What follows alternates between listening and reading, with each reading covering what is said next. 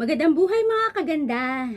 It's me, Ana Luisa Cruz Empig. In today's vlog, gagawa po tayo ng face mask na gawa po sa petroleum jelly at toothpaste. Yan. So, para saan ba ito? Para sa may mga pimples. O, diba? Kasi, alam ko naman, yung mga kababaihan, kapag ka dumadating ang buwan ng dalaw, yung mga menstruation, naku po, ang dami nating pimples, yan ang ating problema. So, para po ito sa atin. Pero bago po ang lahat, kinakailangan po, maghugas po muna tayo ng ating mukha. Kailangan lang po natin ng tubig. At syempre, yung inyong paboritong facial wash or sabon. O, di ba?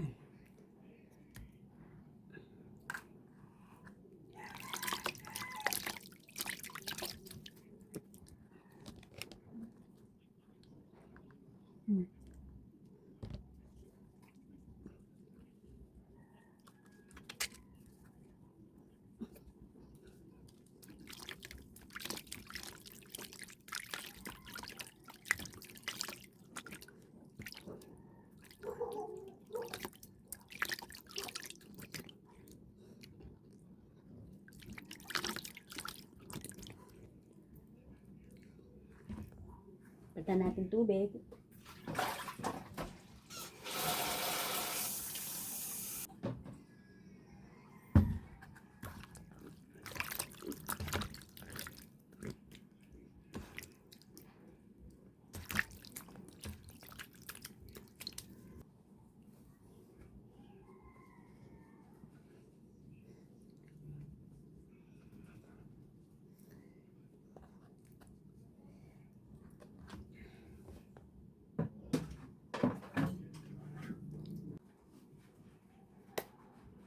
Ayan, so preparation na po tayo mga kaganda.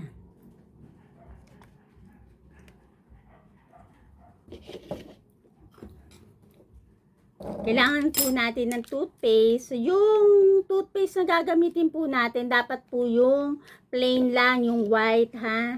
Huwag na po kayong gumamit ng may ibang kulay or kaya yung may double na ano siya. So, need lang natin ng konti. Ayan do. Yan, okay. Yung para lang na sa mukha ninyo, no? Hindi gumamit tayo nito. Kasi maliit lang tong aking ano, petroleum. Yan. Mix natin. Mix.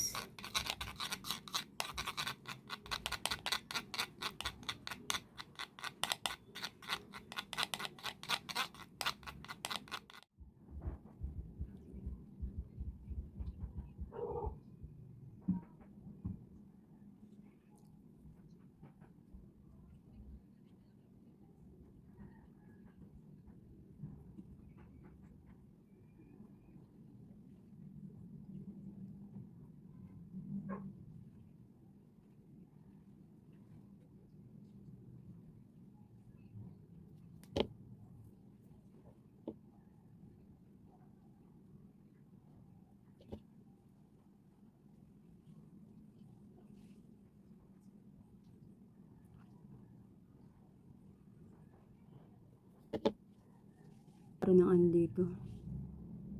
Pimples.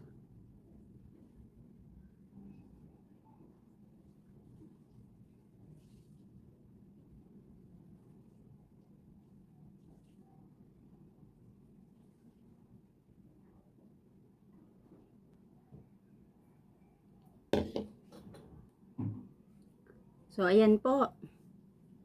Patutuyuin lang po natin to sa ating mukha ng mga 10 to 15 minutes. Magbabalik po ang inyong kaganda. I'm back! So, ayan na. After 20 minutes na pag-stay ng ating Colgate and petroleum, diba, sa ating mukha. So nararamdaman na natin na medyo parang maanghang-anghang sa ating mukha, and huhugasan na po natin. Tubig pa rin, and ang favorite na facial wash.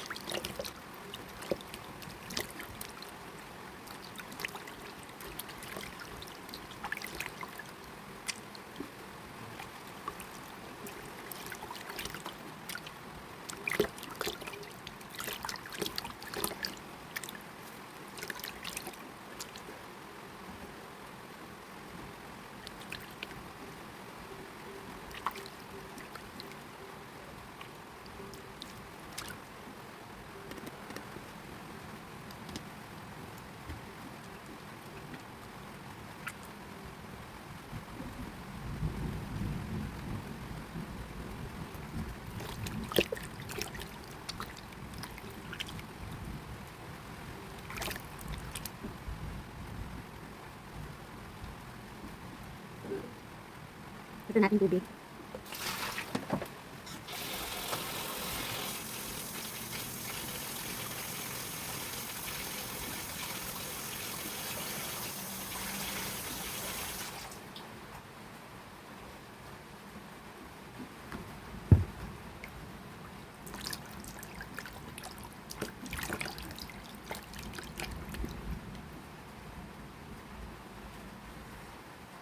Dulas.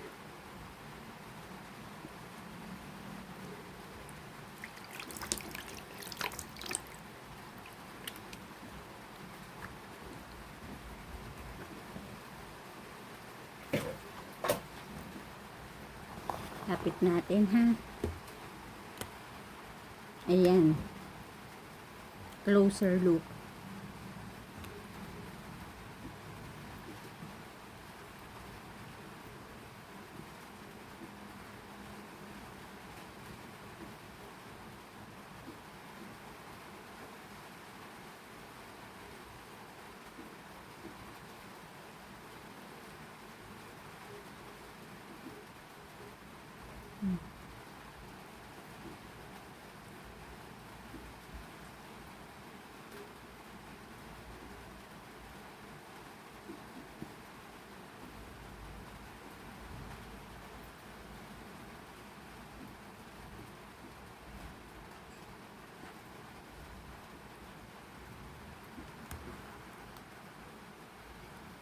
Diba? Wala kayo makikita ng mga ano sa akin, diba? At napaka fresh na fresh ang feeling dahil do sa toothpaste na ginamit natin, diba? So yung toothpaste po, ano ba yung benefits nun? Kasi may antibacterial yung ating toothpaste, diba? Kaya nakakapagpa po siya dries up siya ng ating mga pimples. Diba? Minsan nga, 'di ba, pagka may pimples ka, nilalagyan mo ng Colgate ka agad eh.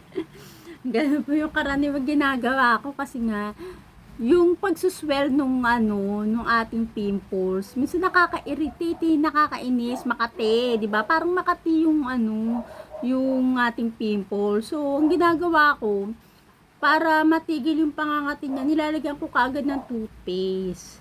Yung iba lipstick ang nilalagay. Sa akin hindi po lipstick eh. Kasi minsan yung lipstick, sa akin po sa aking experience, yung lipstick po, nagkakaroon po ng pangingitim. Pangingitim po nung ating pimples.